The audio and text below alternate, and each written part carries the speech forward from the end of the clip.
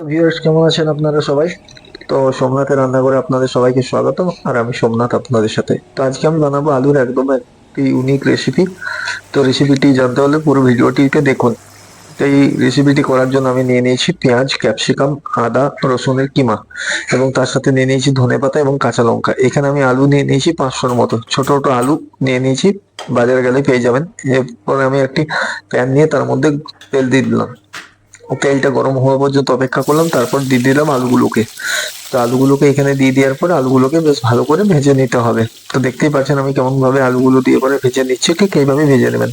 আর যতটা চেষ্টা করবেন এই ইউনিক রেসিপিটা করার জন্য ছোট ছোট যত আলু হয় সেগুলো নিয়ে আসার জন্য। এরপর ওর মধ্যে অ্যাড করে দেবেন অল্প হলুদ, অল্প লঙ্কা গুঁড়ো এবং অল্প লবণ। তারপরে আলুটাকে ভালো করে এগুলো দিয়ে ভেজে দিবেন। এই সমস্ত উপকরণগুলো দিয়ে ভাজলে কি হয়, আলুটা মধ্যে মশলা টশলা যায়। তো একটুক্ষণ ঢেকে নেবেন, ঢেকে পরে আবার নাড়াচাড়া করে দেখে নেবেন, দেখবেন আলুটা অনেকটা ভাজা হয়ে গেছে। তো পুরোপুরি তো ভাজা সম্ভব নয়, তো মোটামুটি 30%-এর মতো ভেজে যায়। তো আলুগুলোকে আপনার ভাজা হয়ে গেলে তুলে নেবেন এবং ওই তেলের মধ্যেই আরো অল্প 30 গ্রামের মতো তেল আপনারা অ্যাড করে দিবেন।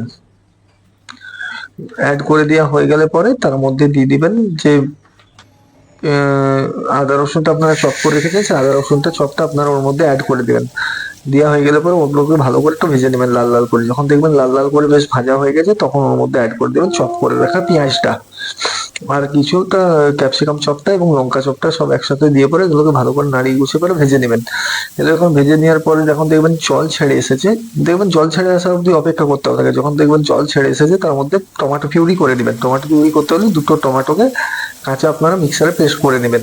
তো আমি এখানে দুটো টমেটোকে কাঁচা মিক্সার পেস্ট করে দিয়েছি এবং টমেটো পিউরিটা দেওয়ার পর দেখতেই পারছেন কিরকম একটা জেল্লা ফুটে এসেছে। তো এটাকে ঢাকনা দিয়ে আমি 2 মিনিটের জন্য রেখে দিয়েছিলাম। 2 মিনিট পরে দেখলাম সমস্ত লবণ বেরিয়ে এসেছে। ঠিক লবণ বেরিয়ে আসার পরে আমি ওর মধ্যে দিয়ে দিলাম হলুদ গুঁড়ো 1 চামচ, জিরে গুঁড়ো 1 চামচ, লঙ্কা গুঁড়ো 1 চামচ, ধনে গুঁড়ো 1 চামচ, একটু গরম মশলা এবং স্বাদ মতো লবণ। তো আপনারা যদি মিষ্টি একটু করে খেতে চান তাহলে চিনিটাও এর মধ্যে অ্যাড করতে পারেন। তো আমি এখানে মিষ্টি খাই না, তার জন্য চিনি অ্যাড করলাম না। এবার ওর মধ্যে একটু ধনেপাতা দিয়ে দিবেন। ধনেপাতা দিয়ে পরে হালকা জল দিয়ে নাড়িয়ে দিবেন। ধনেপাতা দিলে কি হয়, মশলার মধ্যে ধনেপাতা দিলে পরে ধনেপাতার একটা সুন্দর কোরিয়ান্ডার ফ্লেভার আছে। এবার কিছুক্ষণ ঢেকে রেখে দিবেন যতক্ষণ না মশলাটা ভালো করে পেকে যাচ্ছে। মশলাটা যখন ভালো করে দেখবেন পেকে গেছে তখন দেখবেন রোগন চলে আসবে, ঠিক এইরকম। তারপরে এখানে আলুগুলো অ্যাড করে দিবেন। আলুগুলো অ্যাড করে এবার বেশ ভালো করে মশলার সাথে মাখিয়ে নাড়াচাড়া করে নেবেন, যাতে প্রত্যেকটা আলুর গায়ে সঠিকভাবে মশলাটা লেগে যায়।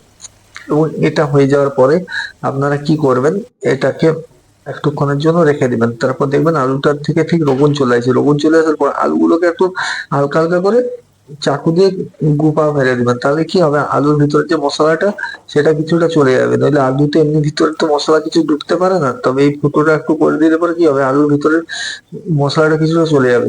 ঠিক তারপরে নাড়ি চাড়িয়ে একটু জল ঢেলে দেবেন এবং উপর থেকে অল্প ধনেপাতা দিয়ে জল দিয়ে পরে এটাকে ভালো করে ঢেকে দিবেন এবং ঢেকে ফুটতে ছেড়ে দিবেন। এটা 20 মিনিটের মতো ফুটাবেন। 20 মিনিট পর দেখবেন আপনার আলু বয়েল হয়ে যাবে এবং এটিকে হয়ে গেলে পরে আপনারা বন্ধ করে দিবেন এবং গরম গরম আপনাদের খাবারের সাথে সার্ভ করে দিবেন। এইভাবে রেসিপিটা একবার বানিয়ে দেখুন, সত্যি বলছি আপনারা খুব পছন্দ লাগবে। এবং এই রেসিপিটি খুবই লোভনীয়। যে আলু এইরকম একটা টেস্টি রেসিপি হয়, এই রেসিপিটা না করলে আপনারা বুঝতেই পারবেন না। তো ধন্যবাদ আপনাদের সবাইকে চ্যানেলে থাকার জন্য। আবার দেখা হবে নতুন কোনো ভিডিওতে। ততদিন আপনারা ভালো থাকুন, সুস্থ থাকুন। আর যারা চ্যানেলটিকে এখনো সাবস্ক্রাইব করেননি দয়া করে সাবস্ক্রাইব করে দিবেন। Thank you.